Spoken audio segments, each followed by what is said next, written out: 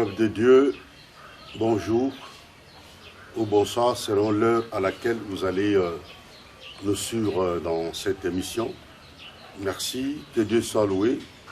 Merci parce que vous êtes là devant nous. Vous savez que sans vous, nous ne saurons rien faire parce que sans vous, on ne pourra pas nous appeler pasteur. On nous appelle pasteur parce que vous êtes là. Vous êtes là, le fidèle, vous êtes là. Les amis, vous êtes là, en train de nous suivre. Et je vous souhaite déjà une très bonne journée de jeudi, 24 décembre 2020 plutôt. Voilà, là, je suis déjà en 2021. Donc voilà, c'est gloire soit rendue à Dieu. Et nous allons lire la parole de Dieu dans Jean chapitre 10, le verset 28. La Bible dit ceci, Jean 10, 28. Je leur donne la vie éternelle. Je leur donne la vie éternelle et elles ne périront jamais et personne ne les ravira de ma main. Et personne ne les ravira de ma main. Je leur donne la vie éternelle, elles ne périront jamais et personne ne les ravira de ma main. Ici, c'est Jésus qui parle. C'est Jésus qui prend la parole. Jésus qui est la parole, vous savez, au commencement était la parole. Et la parole était avec Dieu, et la parole était Dieu. Et c'est la parole qui parle. S'adressant, parlant comme ça, s'adressant par rapport à ses disciples. Il dit, je leur donne la vie éternelle. Nous avons la vie éternelle dès l'instant où nous recevons Jésus dans notre vie comme Seigneur et Sauveur. Et en ce moment, Jésus nous communique sa vie éternelle. Son éternité vient habiter en nous. Nous étions privés de cela, mais parce que, à partir de cet acte-là, de le recevoir dans notre vie comme Seigneur et Sauveur, il nous communique sa vie éternelle. Donc, bien aimé dans le Seigneur, ça c'est un mystère. C'est vraiment un mystère. Et il dit, elles ne périront jamais.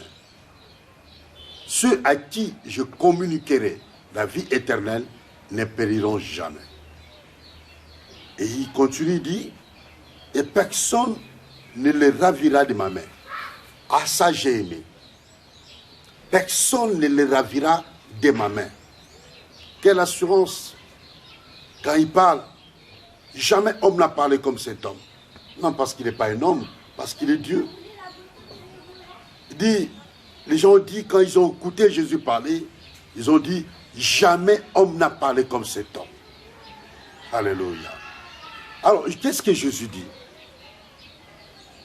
Tous ceux qui sont entre les mains de Jésus, tous ceux qui sont entre ses mains, personne ne peut le ravir. Batu nyonso bazakata mboka nkolo Yesu Masiya. Mutu mo akobotola bango azate. Mutu mo akobotola bango azate. C'est pourquoi je comprends ce verset qui dit ma vie est cachée avec Dieu.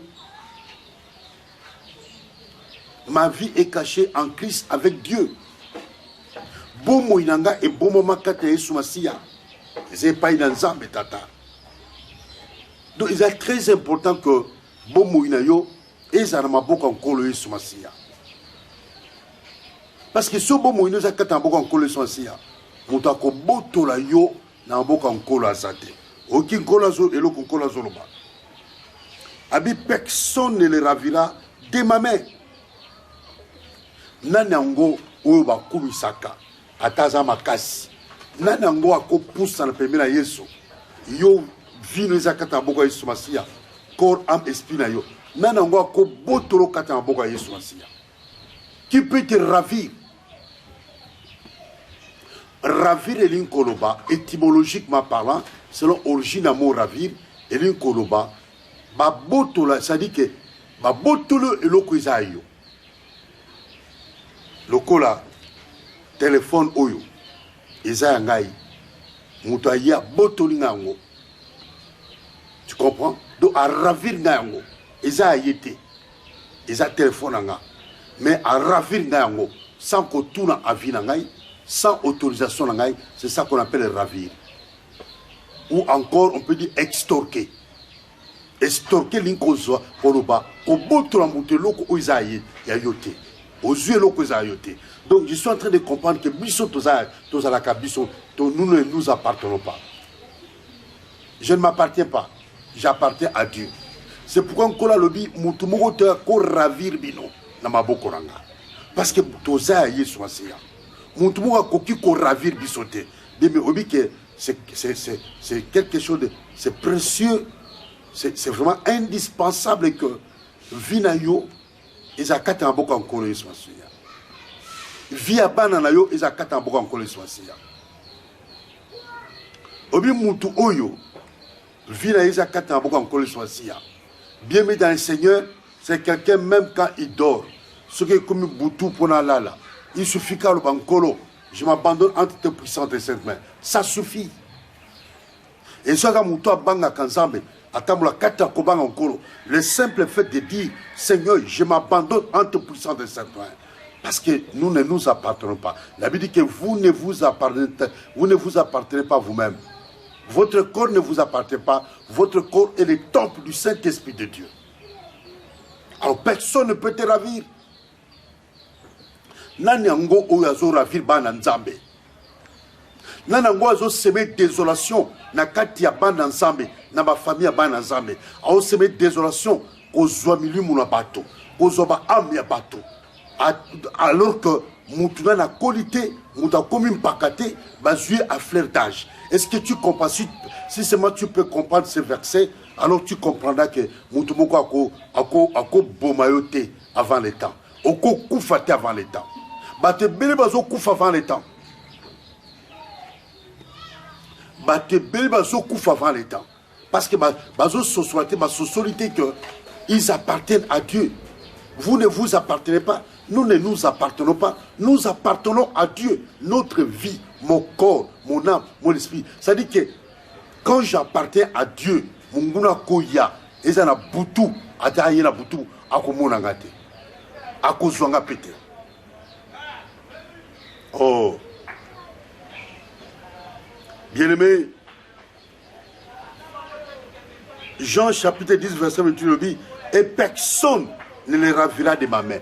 Et personne ne les ravira de ma main. Moutou mokote akoboto la yo na maboko ankolo yo swasia. Ata ndokango bakumi sakaye. Ata bakumi sakaye ndokiwana bien dans le Seigneur.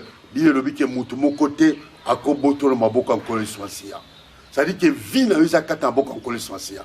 Pe moutou mokote akoboto la kata maboko ankolo yo swasia. Ata ndokango bakumi sakaye. Ata kindokina ngo izandenge nini. Et sa puissance à Kindoki, à Kobotoro, n'a pas encore le. Je suis en train de comprendre que si tu es entre les mains de Dieu, tu es en sécurité. Tu es en sûreté. C'est une protection sûre. Dans un cas, tu as beaucoup encore le soin. Moutouma botorizate. Bien aimé, oko koufate le quoi, ce soit koufaka. Ako botolo te atamuke. Parce que ça n'a pas nkolo ou salamuki. Et batebele bazo boto la bango ba fi bongo. Batebele papa maman elenye mobali elenye mwasi. Munguna so boto la bato ba fi dengwana. On appelle muta kufi penda na 30 ans. Muta kufi na 28 ans. Mwana mobali to mwasa kufi na 25 ans. Ba ravir vie. Donc, année où le Seigneur qui a vivre, et tikali est belé, mais botolio, raché yo, raché quoi raché. Et ça le la manga dans l'utilité. Manga sona l'utilité za kangai. Manga sona l'utilité et kokoyate. Mais manga, ce qui est comme lui, n'est kokoya. Et ça s'appelle le biso. Photo comme là, vous passez une expression, vous comprenez le langage dans ce que vous utilisez. Il faut tout où maintenant kata mukili. Moutoumou te a ravir yo. Bien mais obi que soza dans le Seigneur. La kata famille na bino. Atando kango. Azaki ndoki makasi. Oh aza sorcellerie makasi. Akwa kozote. Parce que dès le son yamaïs le quoi mon cosmo bixi. Vinu za kata mboko encore le soisia. moi abotolo ezate nana ngo akoya penda neti téléphone eza neti ngai nazana maboko Yesu asia bongo ndota on ba kumisaka ye aya fungoli pe maboko Yesu asia pe azio non. Voilà pourquoi bien aimé papa maman tambo zobondela zwa vi na yo papa zwa vi no mama zwa vi bana bien bana bino bobi kabakata na boko encore Yesu asia ndenge verset elobi dans Jean chapitre 10 verset 28 que tozali kata na boko encore Yesu asia etant oza kata na boko encore Yesu asia mungula moya botolo ezate yoka Jean 16 22 elobi Jean 16 22 Jean 16 22 elobi vous donc aussi vous êtes maintenant dans la tristesse mais je vous reverrai et votre cœur se réjouira et nul ne vous ravira votre joie. Oh, que Dieu soit loué. Non seulement Bako ravir bisoté, na boka kole son se poto da kata boka kole so sia, mais mutu moko te akoboto la biso esengo. Mutu moko te akoboto la biso joie. Mutu moko te akoboto la biso esengo. Ah, mon komso azote na kata église. Kakana ichesa awa. Na moni batu tout baza na kata esengo. Mais na moni de ko mwasi moko boye. Même façon na ko ba alléluia. On sentit que ndeko ya zane esengo te. On sentit que ndeko za pa na kata joie te. Et elle moko ko mo pa sur le boka tina litama. Ba botola esengo. Ba te bele bien aimé ba botola bango esengo. Ba te bele ba botola esengo. Asa komi tout na mais quel est mon rôle na kata mukilo? Nzambo salanga mwasi pona nini? Nzambo salanga mobali pona nini? Nzamba sala mwana mwasi atinde na mukili. Mwana mwasi nyonso aza na kata mukili. Abiona mopanzi ya mobali moko boye. Mais okomona libale eza pasi. Alors que yo bima na mopanzi ya mobali. Libali ebele bien aimé bakela ko bala pe basi oyo. Baso babima na mipanzi na bango te. So baso babima na mipanzi na bango bien aimé batikala na pasi. Et c'est vous êtes quatre na vie na bango. Basi ebele pe bakuta na mibali. Wazani chaussure na été, numéro de chaussure na été. Mibali ebele pe bakuta na basi, wazani numéro na été ya chaussure. Mais tant moi ça zomona ta izoleka. Mbala moni ta izoleka bia tika kana keleka comme pesa. Nzoka taza mo panzi na été. Basi ebele pe za na kata libala, mais sengwezate. La kata libala esongezate. Kobota ezate. Quelle est cette femme au babali? Basali mariage. Mariage moko penda ya makasi. Mariage kitoko batwa yaki belé.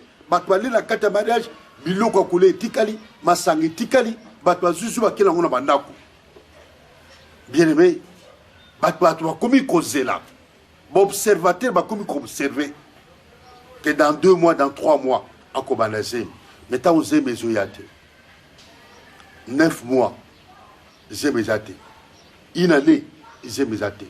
2 ans, 3 ans, j'ai mes athées. Bien, mais je vous dis, moi, Suana, ma botoli est seul. Et là, moutou a sali keta, a botola moi, la moi, sur le et là, moutou moukwa salama comme la carte à monde des ténèbres. Les total qui a Josué 11:5. Bah, qui conseille la réunion, pembe la maille. Pour la kokanga, ma botte à banabasi. Pour te moi, la moi, batiki au bala na yo. Batiki a bala. Mais ko bota ba petit ba kangiango. Ko bota ba kanga. Mais li bala. Famille ou souza bongo ba bala karabango. Mais ko bota ba bota kate. Ça dit que ba privé bino esengo, ba ravir yo esengo. Yango yeso azolo ba awa. Bible zolo ba awa. Dans Jean chapitre 5 verset 22, nul ne vous ravira votre joie. Nul ne vous ravira votre joie. Nul ne peut vous ravir entre mes mains. Est-ce que vous avez Mutumuko akoboto kata mboka yesu asiate. So la kata mboka yesu asia, muta akoboto lote, okobela pe malade, okobela pe grave, okokota pe hôpital. Mais dans quatre hôpitaux, on a tapé Bataza, la même maladie que yo. Mais version le bin absurde 91, que 1000 tombent à ton côté, 10 000 à ta droite. Mais toi, tu ne seras pas atteint. Mais toi, tu ne mourras pas. Toi, tu ne seras pas atteint. De tes yeux seulement, tu regarderas et tu verras la rétribution des méchants. Version Koko Kisama, il n'a beau mouiller. Pourquoi? Parce que nul ne peut te ravir entre les mains de Dieu. Pourquoi? Parce que tu es entre les mains de Dieu. Et comme tu es entre les mains de Dieu, Moutoumouga Okobotote, Okobela Nayo. Et ça, le Siméon. Siméon a yébaki que a kokufate tant qu'il n'a mouni yesouté, tant qu'il a présenté yesouté dans le temple, tant qu'il a présenté yesouté, tant qu'il a dédié yesouté dans le temple. Siméon a yébaki que ata beli corona, ata beli sida, ata beli tuberculose, ata beli n'importe quelle maladie, ata accident salami na kata avion, Siméon a kokufate. Parce qu'ils ont la promesse, mon qu'on a na kata ya bomo ya Siméon que Siméon ne mouta ko présenter Jésus na kata temple. Et tant que a présenté Jésus na kata temple, te liwape eko zoyete, liwape eko ravirete. Est-ce que tu comprends?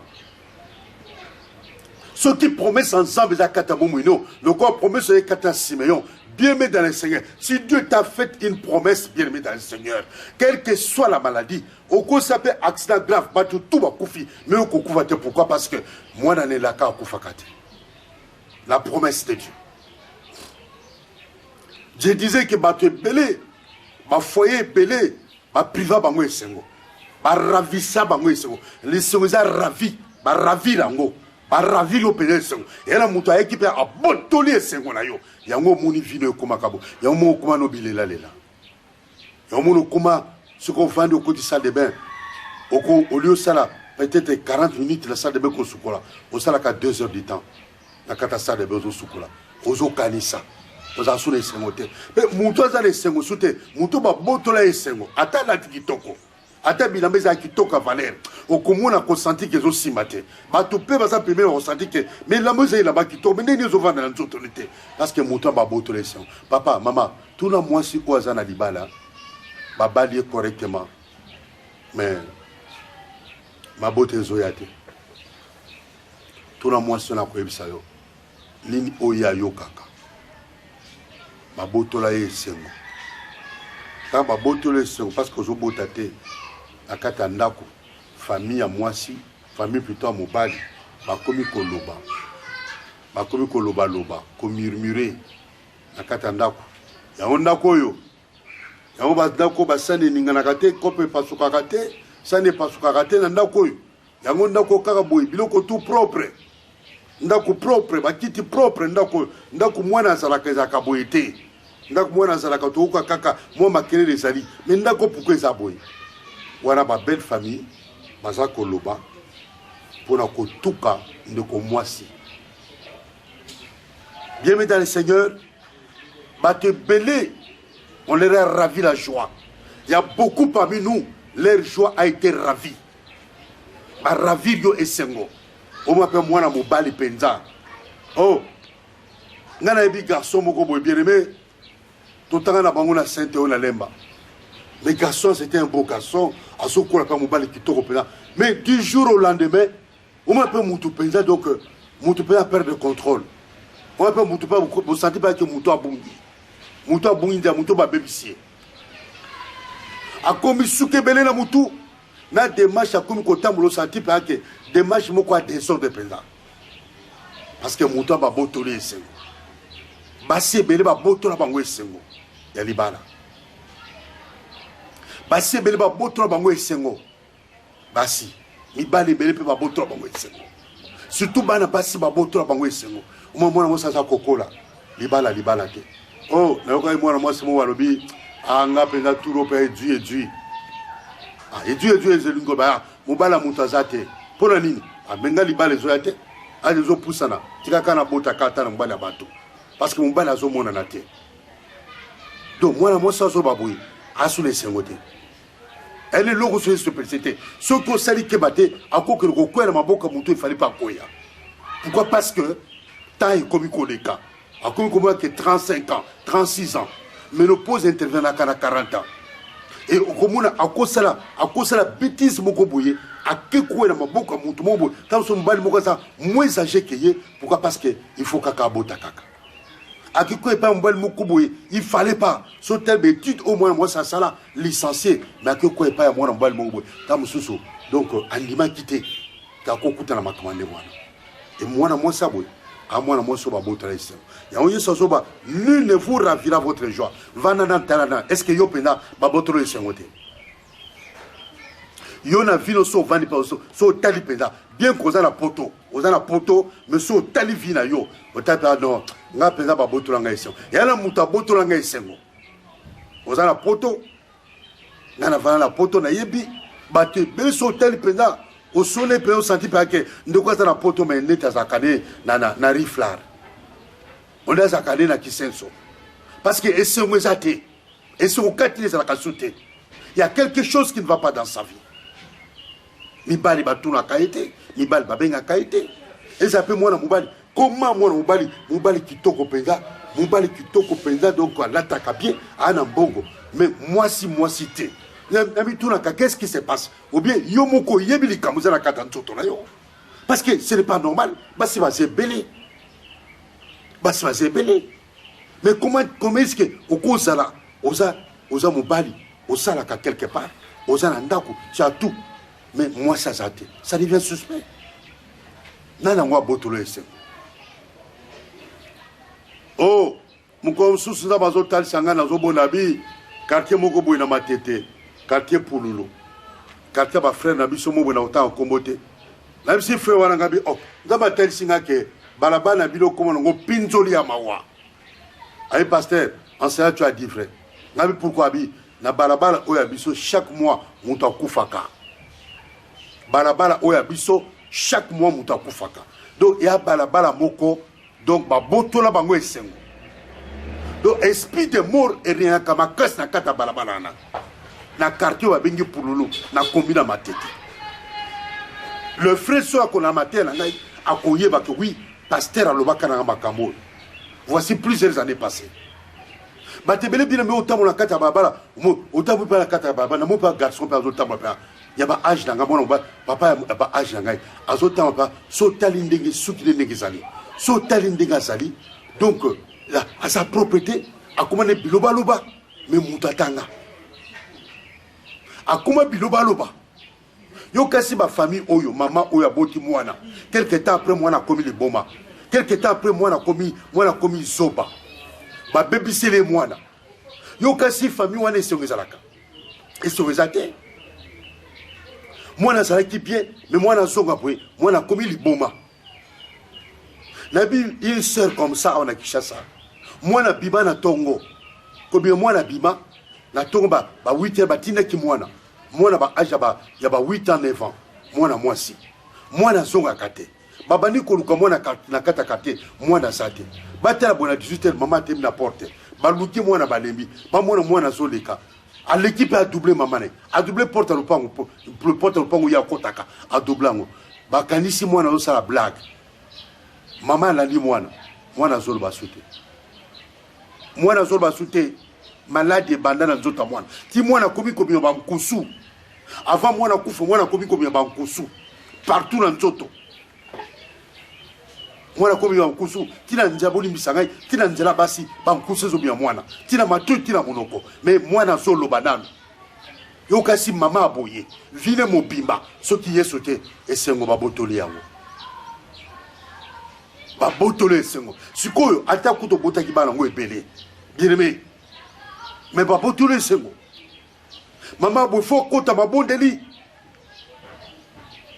tala ba mama lokola Batsheba mama ya Salomon tanga yoki ke mwana David mususu akomi roi amikomi si roi yemoko ake compléter ka ya mwana de Salomon et pas ya roi David abime roi yo lobaka que muta kokoma roi na place de Salomon mais tala o mususu adonija yende akomi roi na place ya Salomon. Est-ce que tu as un maman bongote? Maman ou a bon de la capone à bana et au Bible lobique, lève tes mains pour la vie de tes enfants qui mettent dans tout le coin de rue. Lève tes mains, maman namuka. Bazoulinga babo tole sengo. Bazoulinga babo tole sengo joie. Bazouango. Maman tala. So babo tole sengo. Ba baby solo bana. Bien mettre le Seigneur. Oh, so ba baby solo bana papa, maman. esengo kosila na kati ndako esengo za sauté atola tili puta kimbunda kitoko kosimba te parce que ba bebi solo bana nyonso tam su famille mobali ba bebi solo bana ba bien aboti bana bayele bana kitoko kito bebi ça sote famille ko profiter tam ba bebi solo bana okoza lokola ba tchebate moi si ya David ya roi David oazo que le compléter kaya mwana lokola mama ona kat évangile a que compléter kaya bana na ye albina yeso est-ce que cause bana ngate moko za la droite do moko za la gauche na yo elle a plaidé pour ses enfants maman faut la maman ya ma bondeli même si papa za kwiti yo la mukaka na prière kwiti wana ekosila soki yo la muki soki papa za kwiti na kati ya quartier babi ke papa na kwiti neti dit papa moko boye ya za ka kwiti soki azwi mbongo aza commissionnaire soki azwi mbongo ebele akozonga ndako te mbongo ekosila na ba boîte de nuit mbongo ekosila na ba bar pe bazongisaka ye na pusu azongaka na pusu na ndako yo kasi mama oyo mwasi ya papa oyo azaka lesengo te pusu eza mpo batiaka biloko bamemaka biloko mais yo mobali bazongisaka ye na pusu parce que kwita oko azoki kotambola te nabi ata yo frère soki aza papa na yo se so oza na papa oyo akwiti boye bazongisaka ye na pusu c'est-à-dire que dia bazoluka abotola esengo na kati ya mabota abotola esengo na kati ya vie ya moto so babotoli esengo bien aimé dans le Seigneur oyoka so goût ya biloko te ata biloko eza goût oyo aso goût nango te parce que babotola bilo esengo diable musane ya mwana kodétruire bafoyer na kati na nzela ya kobotola esengo kati na bafoyer ebele babotola bango esengo mobali azalaka bien mobali moko correct so awuti mosala akozonga tutu na ndako mais il s'est passé quelque chose na bomo ya mobali na yo mobali avant zonga ndako il faut akenda na bar et puis na bar wana bazoloba kuna nani azobwaka bakri DJ azobwaka bakri silisa mbongo mbongo silisa salaire no lobi na tongo bana bali ya matembele mutu pa yoki bongo mais muta telemi akesa so komanda masanga abi bon nakangi baro nakangi yango pesa batutu masanga mbongo yango yo mais enteta bana minerval bazo bengana bango na classe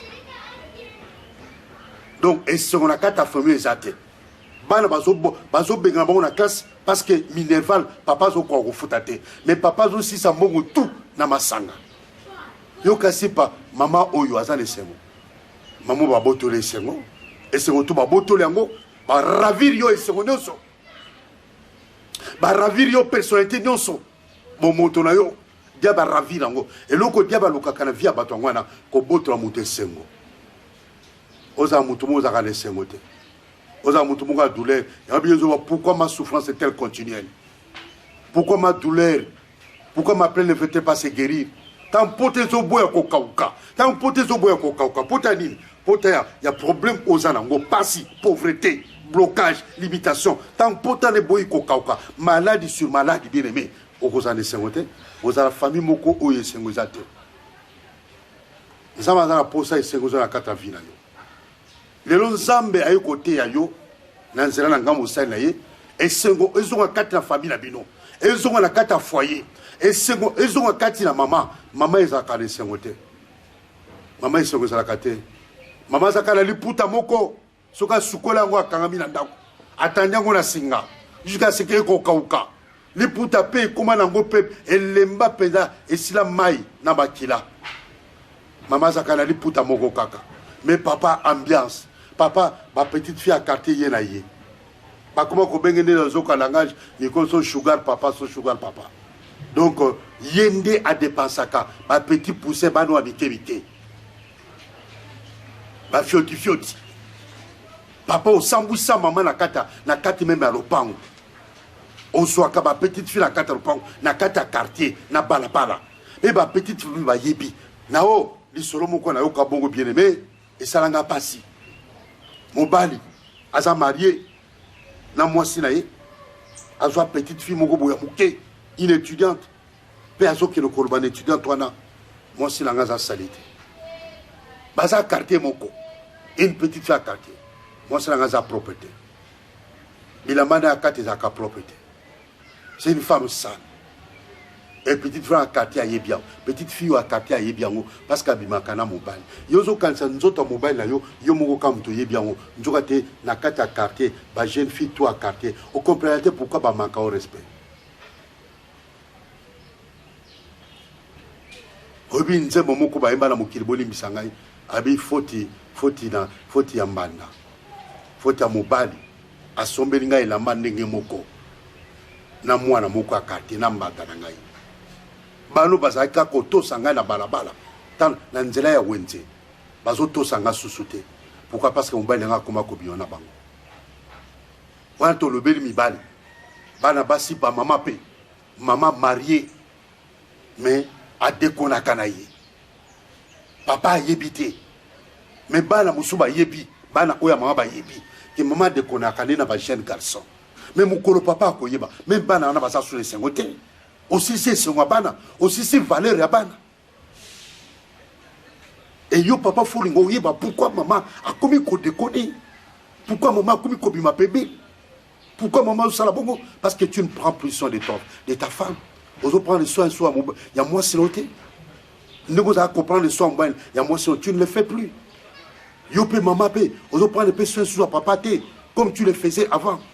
Yango esengosi na kati ndako yo kumsa lobaka mobali nga aliaka mingi aliaka mingi aliaka quelque part mais na ndako aliaka mingi te mais quelque part nde aliaka tango asa aller déjà quelque part tango wuti musala aleki kuna quelque part et pas la petite fille wana aller ta ko yana ndako te pesa bana biloko balia yo bozo sepela olo tout l'ensemble qu'est-ce qui se passe mobali zalaka kolia mais mobali aliaka sauter. Le diable, le but à diable ezali pour bon foyer. Diable c'est placana mariage té. Nous avons dit que les jeunes gens se marient. Diable a boyi que les jeunes gens va se marier. Diable a lingité ba bilenge ba bala. Alors que nous avons dit que les jeunes gens se marient. Le diable a se placana mariage té. Le diable pour ça diable ezali ko détruire mariage. Parce que le mariage est une institution divine. On dit ceux qui li bala, diable a bombé li bala. Et sili. Éducation ba li sili. Bana pe ici ba kuma ba shege bana ba basa ko ba ndumba le loup et loko dia ba lukarangona ko tia ko botola esengo entre papa na maman bana bo yebike papa la ka sur la chambre té papa kuma ko la na divan tant bo zaï bana bike bozo comprendre té mais tant bo ko comprendre que il y a quelque chose qui ne va pas dia ba botol biyo esengo na kata ndako. Et ceux qui papa a commis dans le salon, ou soit maman a commis dans le salon, moko na chambre, yo kasi ndako ne sengoza sous, et sengoza sous. Et sengoza sous. C'est pourquoi na yé, lui qui est le réparateur des brèches, n'a côté à ba foyer, n'a côté à ba papa na ba maman, pour restaurer mariage na bino. Nzambe a restauré foyer na bino. Et sengo ezo na kata ndako na bino. Ba te bele ba kale sengote. Montra balabala. Aso tambula zolo baluba yemoko mwana mwasi camarade nanga mungu mwana mwasi totanga na yese na mune azo liboso mumbala kufa azolo baluba na tuni ngabi o uzolo loba ni abi ngai ngabi wi abi o na zolo babi ozolo ba abi na masoko na zolo ba ngabi wi ozolo ba na muno na musiko zo ya ozolo baluba ozolo ba nini onzela bituka bako tuto na mutuka. Abi na pesi mwana nga raison mwana nga mobali liboso aloba na nga ke mama okuma ko luba yo moko atozo sukula basana luba yo moko na pesi mwana nga raison na eko comprendre pourquoi ndeko mwasa na luba mobali akufa atika e jeune atika ina bana et atika ina mwana malade quelque temps après mwana pe malade pa eko kufa. Donc baboto mwana mwasi kitoko baboto la esengo baboto la esengo bondela kapara mobali na yo omoni mwana mwasi azoloba na balabala camarade nga totaka na ye. Pourquoi? Parce que mobali akufa jeune, mobali akufa trop jeune, atike na bana charge ndako akofutela nyonso apasi atike na charge pe atike na mwana moko ya mwasi mwana na bela kamakasi mwana na bakomisa mwana na zoba mwana lobaka te pourtant mwana botamaka bien aboto esengo jeune fille oyo jeune fille otanzo kona ba camarade na ye asa ba projet ngata na kobala na kozala mobali na ngai tozala bien na mobali na ngai tokobota bana tozala bien tokotangisa bana biso bien tokomona bana na biso nde bakobala nde bakobota komona bakoko na biso tokosima bango ba projet azalaka kosala mais azomona ba camarade ne o bazala kosala ba projet wana ba camarade na ye ya bango libala ya bango libali bazaka na bomoi mais ye mobali akufa obi quelque part mobali akufi bato pe bakosila na ndako surtout mobali oyo azaka ndeko na nga mwasi azaka na mbongo tala ndako plein bato ebele ta mobali aye kosila aye kokufa mbongo pe mobali lokola akufi ye mutu azalaki na mbongo ye mutu azala kosala mbongo pe eza sui te bavisitere mpe badimine na ndako oyiki bavisitere basilaka na ndako bavisitere ya lokuta bazoyaka mpo eloko akolia ezali mpo akozwa quelque chose mais eloko esila kaka ntango sikoyo mobali akufi bato tu basili na kati ya ndako akomi komituna bato bakenda wapi bato bakufaka mobali nanga mpe mokolo mobali nanga akufaka donc mwasi aza so na esengo te bato ebele tomona kati ya vie bien aimé dia basa botola bango esengo mwana mwasi akomi na 40 ans fiancé te mobali te mwana te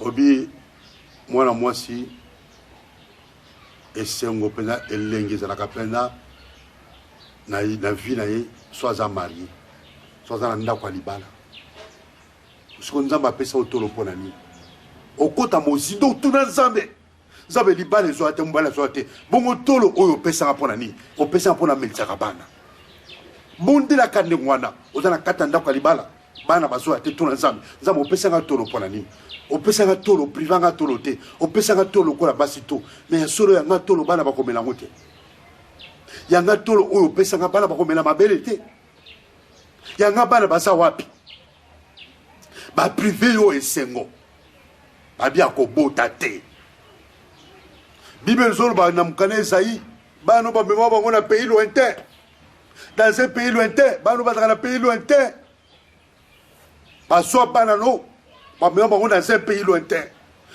Esaïe azoloba bana no bamema na pays lointain bango na bazozonga tikete ya solo ndeko mwasi yo mutu bamema bano na pays lointain tikete nzambe azongisa bana yo tikete nzambe azongisa bana na yo tikete nzambe apeso mabota na kombo kitoko eswasia nani yango asilisa oyo esengo nani yango aza décision mpenza azwi décision ke en tout cas fona silisa mwana mwasi esengo fona silisa mwana mobali esengo nani yango pourquoi azwa décision ndenge wana pourquoi basilisa oyo esengo pourquoi rien ne marche dans ta vie eloko moko emarche te na vie na yo ntango eloko ezomarche te na kati ya vie na yo eza lokola basilisa oyo esengo bien aimé yesu azoloba Jean chapitre 10, verset 39, et le béni. Jean 10, 39. Jean 10, 39. Là-dessus, il cherchait encore à les saisir, mais il s'échappa de leurs mains. Balou qui va saisir Jésus. Yo peut pas zulu ba saisir yo, ba soyo, ba kanga yo. Ba swali bano, ba saisir libana yo, ba saisir mobile yo, ba saisir mwasi na yo, ba saisir bana yo. Yo ka Bible de Zoloba, dans verset 39, Jean 10, 39. Là-dessus, il cherchait encore à les saisir. Kuna na likolo, bazo luka ba kanga Yesu. Nano luka o kanga yo, wasil so esengo. Mais il s'échappa de leurs mains. Babi mais a timaki, a s'échappa qui na maboko la bango. Je veux que toi aussi tu t'échappes na maboko muto asil so esengo. Échappe-toi. Dégage-toi comme l'oiseau du filet de l'oiseleur. Obita babilike, dégage-toi comme l'oiseau du filet de l'oiseleur. Et ça le quoi ndeko bakangi, nazana na boboy, na ba bomiete. Soki muto akangi a c'est les rêves, ako tout sur la kokima. Babi dégage-toi comme l'antilope d'entre les mains du chasseur. Dégage-toi. Muto asilisa o esengo, akanga yo prisonnier na maboko na ye. Bima na kata maboko mutoana. Dégage-toi comme l'oiseau du filet de l'oiseleur. Dégage-toi comme l'antilope d'entre les mains du chasseur. Il y a des chasseurs. Les gens qui chasse, il y a milima bateau. Babi dégage-toi comme l'oiseau du filet de l'oiseleur. Dégage-toi comme l'antilope d'entre les mains du chasseur. Dégage-toi. Là-dessus, il cherchait encore à les saisir. Nana zoluka ko saisir yo. Nana zoluka ko kanganyo lisusu. Nani yango wa zoluka kango lisusu. Nege bibelo biawa. Bien lui, mais il s'échappa de leurs mains. Je veux que tu t'échappes de leurs mains, que tu t'échappes des mains des sorciers. Échappe-toi d'entre les mains des sorciers, d'entre les mains des occultistes. On va saisir yo. Tant va saisir bien mais oh, balongo les sengo. Balongo les sengo. On dit ma comme les gars qui mikolo na Kinshasa, na ba voiture ba bengi baket, ba komi ko enlever batou. Ba enlever moutou, ba enlever une jeune fille. Ils étaient très bien organisés. Une bande de bandits, des assassins. Voilà, tu as enlevé moi Nabino. Bozoye, moi Nazole là. Pebazo Singabi, Bopé Sambongo. Mets-toi dans bon. Babadi ko beta moana. Yo kasi famille aboyi. Tabazo ka moana na bango moi si. Tamusu ba violer. Pebazo Singambongo bolimbisi. Qu'est-ce qui se passe dans le vie? Il n'y a pas si. Enlèvement sur enlèvement. Une sœur, heureusement pour elle, enlevé. Bijou, encore on l'a dit, bijou. Elle a dit bijou, tout. Heureusement, ça qui m'a bêté. Parce que pour la 7e rue, limité.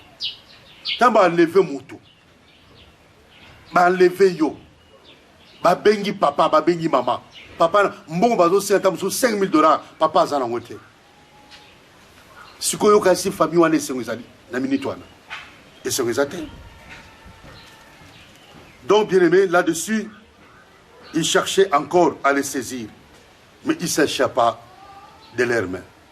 Je veux que tu t'échappes des mains de tous ceux babotola yo esengo. Bima na maboko na bango. Échappe-toi de leurs mains. Awa bazolba, Jésus, hein, il s'échappa de leurs mains. Jésus s'échappa. Pourquoi il y a sa mythicalité? Parce que t'en es coca quitté. Yo peut t'en es coca quitté. Échappe-toi. Il y a pas pour na ban peut t'en dans le pays quitté. Que Bondela fait échapper tes enfants d'entre les mains des sorciers, des occultistes. Jésus s'échappa. Jean 10, 39. Là-dessus, il cherchait encore à les saisir. Babi, Baluka qui sont encore, ça dit que Bazoluka, ils ont premier, et qui premier fâté. Il cherchait encore à les saisir, mais il s'échappa de leurs mains. Moutou Azoluka yo, Kakanga yo, pour la bonne année, yon a tabac, yon a sosonaye, allez on a bonne année. Échappe-toi d'entre les mains de ces gens-là, parce qu'Azolinga boto les sengo, Nakatali botana yo. Azunga boto la yo sengo bien aimé. Échappe-toi. Yoka, pour finir, on me fait signe, Jean 17, 15. Jean 17, 15, tout cas, il y a 2 versets. Je ne te prie pas de les ôter du monde, mais de les préserver du malin. Abi yes ozo ba papa nabi na sengite oboto olongo na bango na mukili. Mais au battre la bango contre munguna. Battre la bango contre munguna, de les préserver. Oh, de les préserver. De les préserver du malin. Ce qui y est soit au senga na papa ne. Azo senga liwa na bisote pa papa na. Abin bomba bango battre la bango. Mais non azo senga liwa na yo. Abi mututu azo senga liwa na yo yende akufa. À la mort ceux qui sont pour la mort. Et au piège ceux qui sont pour les pillages. Oazo lukaliwa na yo yende akufa. Tala Yesu Jean 17, 15. Azo ibsa papa na ye. Eza rapport azo pesa. Na mission ça qui na kata mukili. Mission les sili. Ce azo pesa rapport et pas papa na ye. Dans Jean chapitre 17 verset 15. Abi papa kolongo na bango na mukili te. Ça dit ko bomba bango te. Mais battre la bango contre munguna. Tiete nzamba battre contre munguna. Nzamba battre la. Que Dieu te préserve du malin. Jésus demande à son père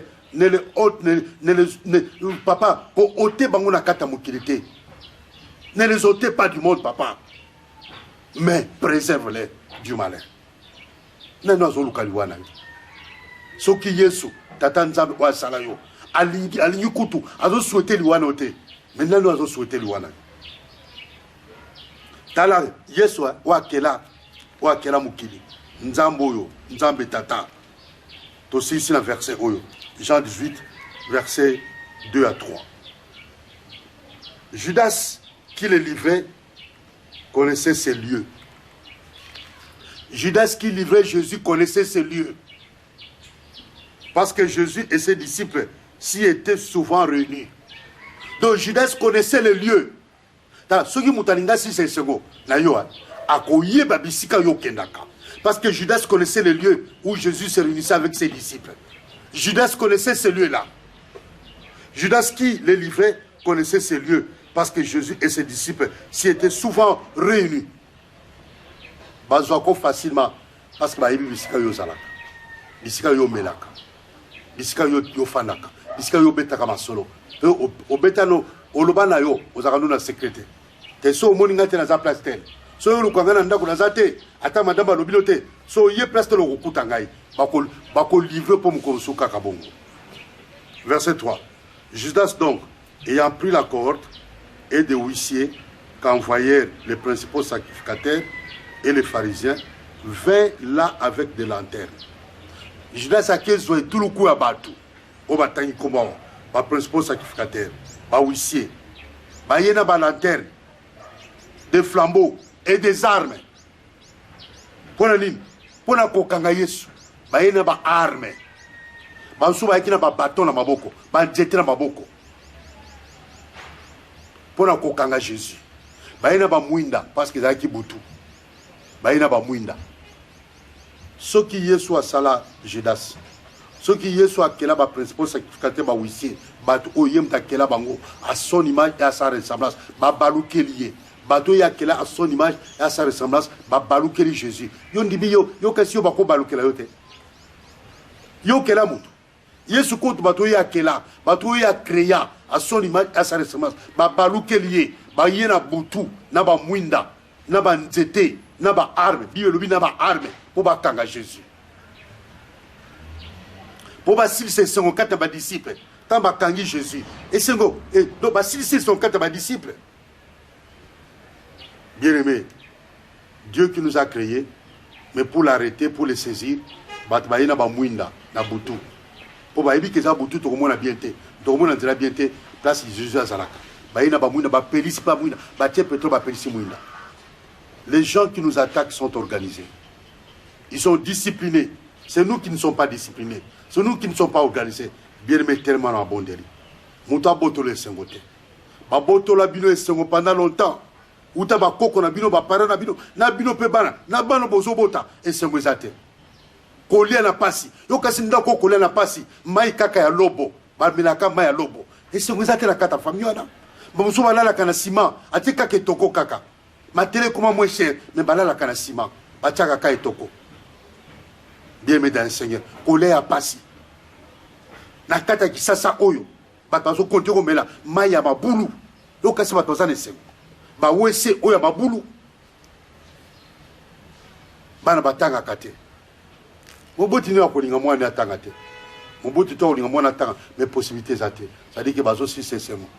Au moins ka pauvre kaka bazo bota ka ba pauvre. Ba riche bazo bota ka ba riche. Ba riche bana mo zota be kol ka bien. Ba lupio, ba masamba, ba na bazo tira ba poto. Ça dit bazo former kaka bana ba mbasa kaka bien ka. Yo zo mona te depuis Mobutu tilelo. Bato basala ka Mobutu tilelo. Au moins ba o retrouver ba kaka na gouvernement ya sika. Au moins moko kaka zali. Ni ba le tomisa to ça. Muta boto le sengo te bien mais so moni muta zo pour la boto le sengo telemelaye pe lobanaye. Père éternel, nous voici à la fin de notre prédication. J'aimerais recommander mes frères et mes sœurs. Nous avons besoin que ça ait au katamite manabango. Nous avons ça ait au katamite manabango. Seigneur Dieu, tu es amour. Papa zong ça ait katamba foyer. Donc c'est un kataba foyer au maman tikala abilo kona sina boti papa na binata kuma mubula bala basi mususu azobota wa pembeni mais lokola na bota wana tika bana izate mama kuma kuvana kata ndako kapona kaka pona bana kaka mama kuvana ndako kapona bana te mama fova na ndako pona mobali na ye parce que tamba bana na kabana basala kate Mais maman tikala kanabana, papa mon anakate. Papa comment continue à 10 $ pour un mois. Est-ce que 10 $ pour un mois, bana 7, est-ce que quoi kolia? Papa quoi ce qu'on fout en d'akuta kinana. A quel on côté libala côté mususu. Et c'est aussi la maman oui. Et c'est aussi la katnabana oui. Père éternel, je recommande tous les foyers, toutes les familles. Oui, c'est aussi la papa que nous causons ces que nous causons ces quand on sœur ou baza marié et ça va au mibali. Que nous causons ces quand on ou babalana mais ma beauté jate et ça va au papa bana. La combo qui toka son sia. La quand il bota mobimba ko balana kangai na wala na rate la koti bisonyo to biso tout au côté na année 2021. Que mon Dieu vous bénisse. Mes vœux au nom de Jésus. C'était votre humble serviteur, le pasteur Innocent, depuis Kinshasa. Merci. Bye. Au revoir. Ciao.